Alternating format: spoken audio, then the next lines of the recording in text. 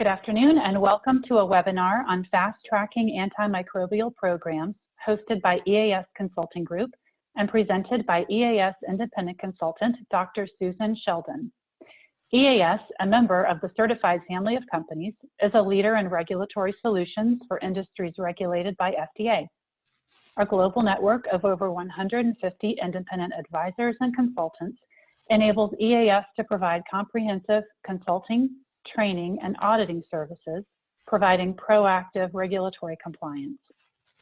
From regulatory strategy development, compliance assistance, preparation of technical submissions to FDA, and assurance of safety programs through planning, auditing, and training, EAS offers the detailed knowledge and experience your company requires to ensure accurate and timely assistance. Today's presenter is EAS Independent Consultant Dr. Sousan Sheldon. Dr. Sheldon is a former FDA International Policy Analyst for medical devices and pharmaceuticals with expertise in Asia, the Middle East, and Canada. She is an expert in regulatory pathways for INDs, NDAs, ANDAs, 510Ks, IDEs. To know, she received her doctoral degree in clinical microbiology, immunology from the University of North Texas. As a reminder, during the webinar, you may ask any questions by typing them into the questions box. And with that, I will say thank you again for joining EAS, and I'll turn the presentation over to Dr. Sheldon. Thank you, Amy, for such a nice introduction. And hello, everyone. I'd like to thank EAS for providing this learning opportunity to all of us. And thank you for taking the time to attend today's webcast. My thoughts are with you and those impacted by the COVID-19 pandemic. I just like for you to know that my allergies are acting today, and I apologize for intermittent coughing that might take place during my presentation. Today, I will talk about accelerated path to the market under the GAIN Act and the incentives that comes with it for antibacterial and antifungals. I will also talk about accelerated pathways for antimicrobials in general, including the antibacterials and antifungals. During the presentation, I will discuss the relationship between the accelerated pathways and the GAIN Act. GAIN Act stands for Generating Antibiotic Incentives Now. It was enacted because resistant bacteria was on the rise, and yet no new antibacterials were being developed, and many of the large pharmaceuticals abandoned development efforts. In order to boost the antibacterial and the antifungal development, the Pew Charitable Trust worked with the Congress to develop the GAIN Act in July of 2012. The GAIN Act was signed into a law as part of FDASIA, the Food and Drug Administration Safety and Innovation Act. Later, the FDA released a guidance document to clarify infectious disease products eligible for benefiting under the GAIN Act.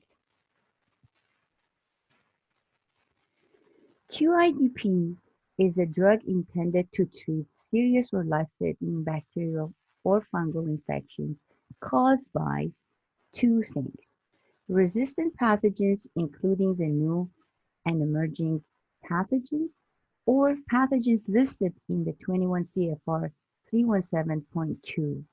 And these are the usual suspects, like Acinetobacter species, Burkholderia cepacium complex, Campylobacter species, Clostridium difficile, Enterobacteriaceae, Enterococcus species, Helicobacter pylori, Mycobacterium tuberculosis and non-tuberculosis complex, Neisseria gonorrhea and meningitis, Pseudomonas species, Staphylococcus aureus, Streptococcus agalactiae, pneumoniae, and Pyogenes.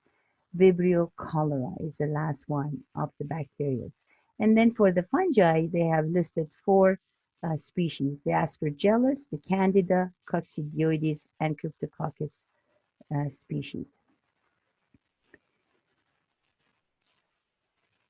Because these two criteria are independent and drug intended to treat serious or life-threatening bacteria for fungal infections caused by a pathogen is not included in the list of qualifying pathogens, it may still be eligible for QIDP. However, a drug that is intended to treat an infection caused by a pathogen that is on the list may not always be eligible for QIDP designation if it is not intended to treat a serious or life-threatening infection. The request for a QIDP designation should be made at the time of pre-IND or IND submissions, and the agency will respond to the request within 60 days. If the QIDP designation is given, then the first application will automatically receive a priority review. After the first application from the same sponsor, the sponsor should request a priority review and the product must be eligible under the priority review criteria.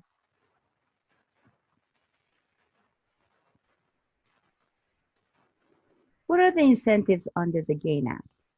The GAIN Act will add another 5 years of market exclusivity to any exclusivity that apply to that QIDP, such as the orphan drug, new chemical entity, new clinical investigation, or pediatric exclusivity. This, of course, will prevent the generics from competing with a new drug for another 5 years.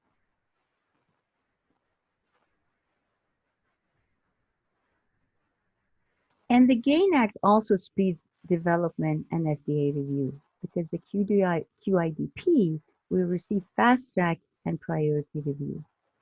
I will explain in full when I address these two programs a bit later.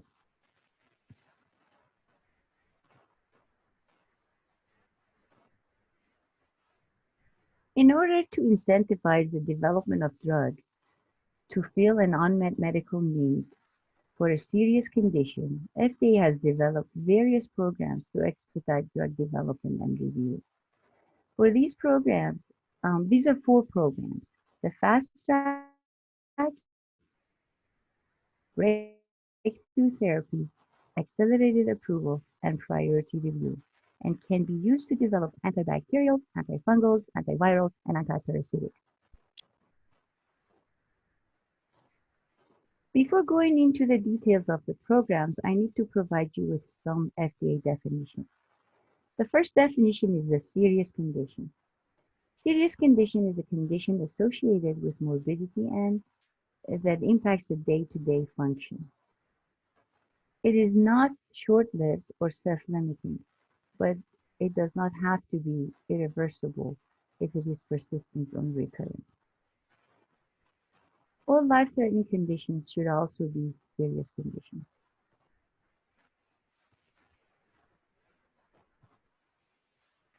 The next definition is available therapy. Available therapy is a drug marketed in the US for the same indication as the new drug and is consistent with the current standard practice.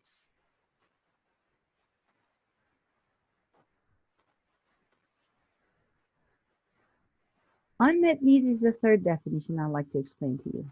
Unmet medical need is a condition whose treatment or diagnosis is not met by the available therapy because there is no available therapy.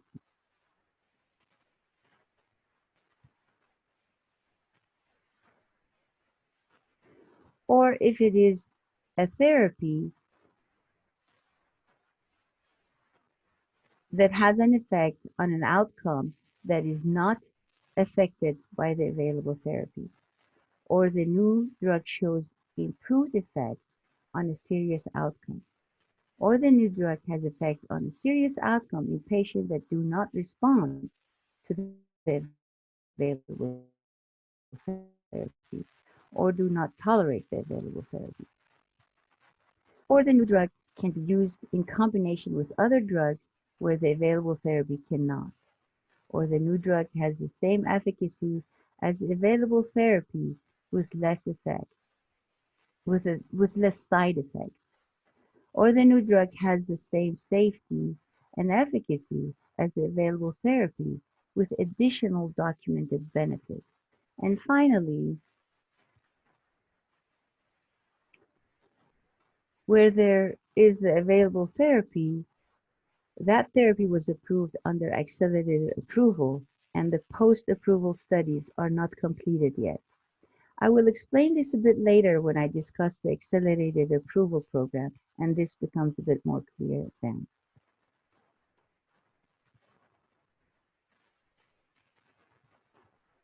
Now, let's switch from definitions to the 4 accelerated programs. These 4 programs are Fast Track, Breakthrough Therapy, Accelerated Approval, and Priority Review. These are often confused. There is often confusion regarding these 4 programs because they have many similarities and overlapping benefits. All 4 programs are designed to address an unmet medical need for a serious condition. I will discuss these programs with an emphasis on comparing and contrasting the 4 programs.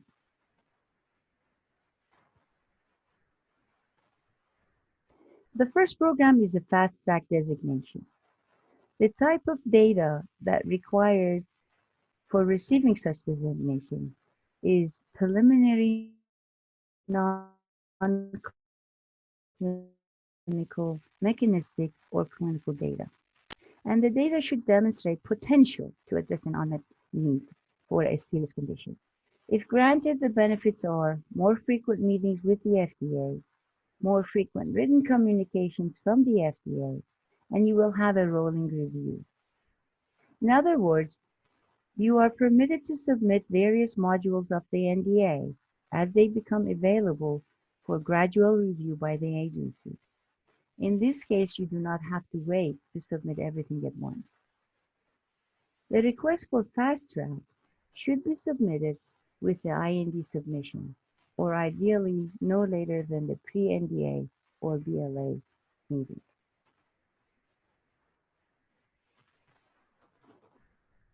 The second program is a Breakthrough Therapy Designation. The type of data to submit for getting such designation is preliminary clinical data. The data should demonstrate substantial improvement on clinically significant endpoints over the available therapies.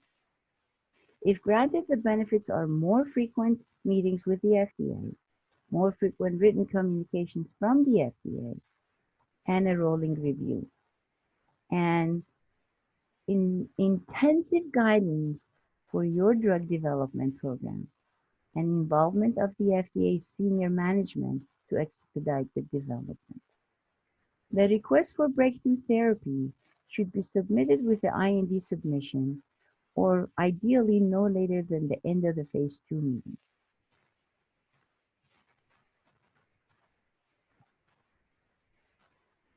The next program is the Accelerated Approval Pathway, not a designation, like in the FDA guidance document. The sponsor should provide a justification for an alternate endpoint-based scientific support. The data should demonstrate a meaningful advantage over the available therapy and demonstrate an effect on a surrogate endpoint that is reasonably likely to predict clinical benefit, or a clinical endpoint that can be measured earlier than irreversible morbidity and mortality.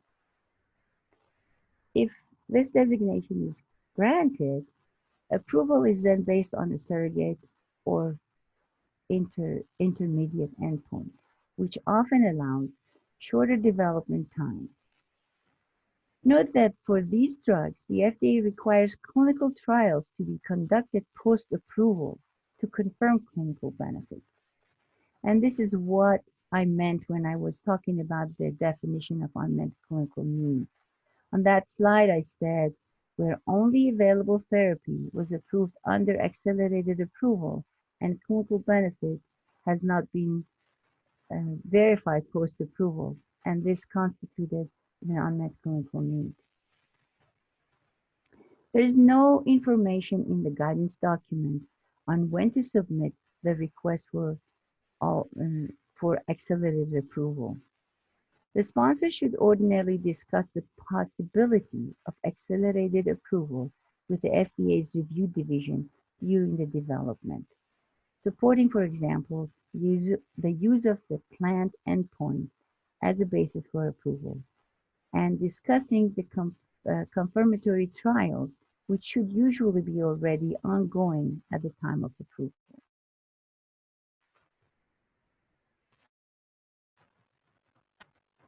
The fourth program is the Priority Review Designation. The type of data for getting this designation is all the data required for a final NDA. That is, the data should demonstrate significant improvement in safety or effectiveness of the treatment, prevention, or diagnosis of a serious condition. Of course, the priority review has a 6-month PDUFA timeline, and the request for priority review designation should be submitted to the NDA, BLA, or the efficacy supplement.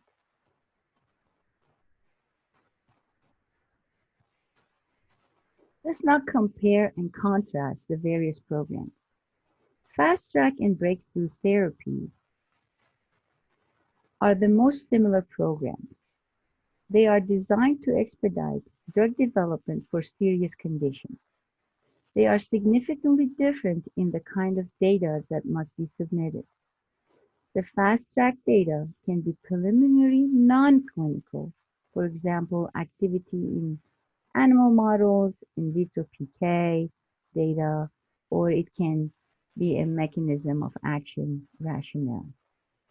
The breakthrough therapy data must be preliminary clinical with clinically significant endpoints.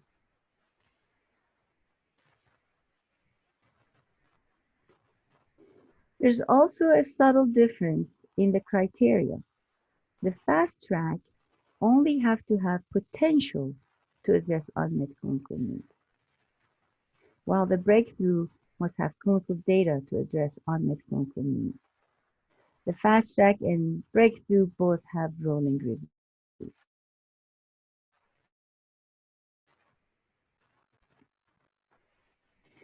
There are also differences with how much the FDA does the hand-holding. Fast Track has lots of meetings and written communications with the FDA. Breakthrough gets all of that, plus intensive guidance on development involving the FDA senior managers. We can think of the Fast Track as an in-progress version of a breakthrough, because very often the Fast Track will be granted breakthrough therapy designation during the development process.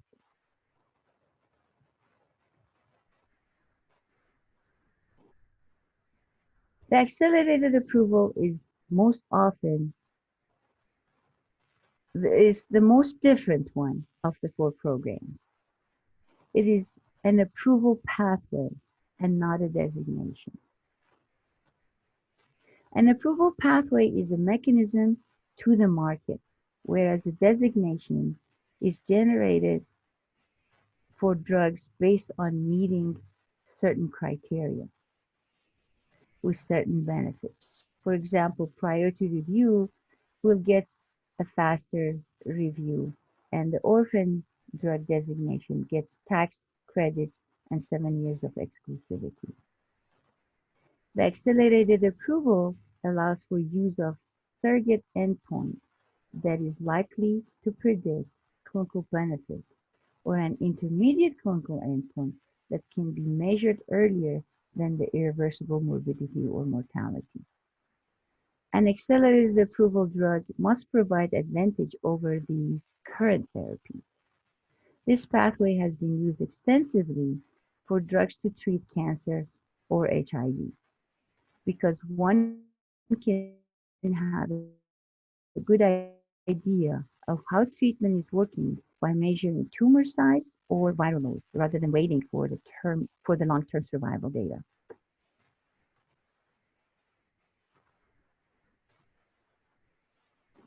Accelerated approval has one issue, and that is post-market clinical trials are required to confirm the clinical benefit.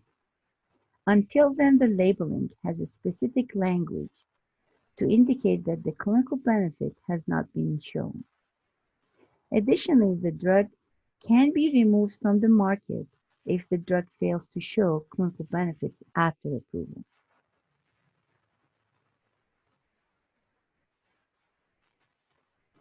The priority review is the next program I will discuss. The priority review must be requested by the sponsor at the time of NDA submission, and it has a 6-month review clock. To qualify for priority review, one must show that the drug would provide a significant improvement in safety or effectiveness of the treatment, prevention, or diagnosis of serious conditions. Now that we discussed the 4 accelerated programs, I hope that I made it clear that the drug intended to treat an unmet medical need for a serious condition could potentially use all 4 pathways. The drug could first seek fast track without non-clinical data, then seek breakthrough therapy using clinical data, then discuss the possibility of using accelerated approval, and obtain FDA agreement on endpoints before moving to clinical trials. And finally, request priority review at the time of NDA or BLA submission. Now I'd like to discuss one last program for antibacterial antifungal products, and that is the limited population pathway for antibacterial and antifungal drugs. This pathway is for a drug that is intended to treat serious or life-threatening infection in a limited population of patients with unmet needs.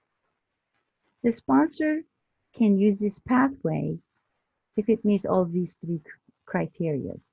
If they are treating serious or life-threatening infection, and if the standards for safety and efficacy are met, and if they have sent a written request to be considered for the LPAD pathway. This is a good pathway because the development may be streamlined, involving smaller, shorter, or fewer trials. Requesting to use the LPAD pathway does not keep the sponsor from seeking QIDP or orphan drug designation. And I only mention these 2 programs because both of these are also designed for limited patient populations. This concludes my presentation, and I am now open to your questions. Great, thank you so much, Susan. We do have a couple questions, and let's see. The first one is, what about the EUA pathway, and how does it relate to the 3 options you covered? Authorization use pathway? Is that what they mean by emergency authorization pathway? I believe so, yes. Yeah, emergency authorization pathway is a completely different issue, has nothing to do with fast tracks or these designated programs that I discussed. Emergency use authorization usually gets enacted when there is a emergency need use for whatever is on the market, or if it's not on the market, it's in the development. And it has certain criteria, and it's not at all related to these 4 pathways that I described. Okay, thank you. Next question, when can a sponsor make a request for a QIDP designation? So it depends on whether the request is for a new drug or it is a new indication for an old drug. For the new drug, the request should be submitted with a pre-IND or IND. For the new indication for an old drug, the request should be submitted to the original NDA, and the marketing application for the new indication then would be submitted as an efficacy supplement to the original NDA. Okay, thank you. Are biologic products or devices eligible for the QIDP designation? No, because the provisions of the GAIN Act specifically refers to human drugs provided under Section 505 of the FD&C Act. The biologics are approved under the Section 351 of the Public Health Act and the devices are cleared or approved under sections of 510 and 515 of FD&C Act. So no, the biologics and the devices cannot benefit from the GAIN Act. Okay, great. If anyone has any other questions, if you would go ahead and type them into the questions box. Let's see, and I don't see any other questions coming through, so let me say thank you, Dr. Sheldon, so much for a very enjoyable and informative presentation. For those out in the audience, we did record this, and we will get it up on the EAS website within hopefully a week or so. In the meantime, we thank you for joining us. If EAS can ever be of assistance with regarding your applications or any other consulting needs, we would be, of course, more than glad to. You have Susan's email on the screen if you have follow-up questions from this webinar, and of course, our Senior Director for Pharmaceuticals and Medical Devices, Brian Colbin, as well. So thanks so much, everyone, and have a great day. Thank you, and have a nice day.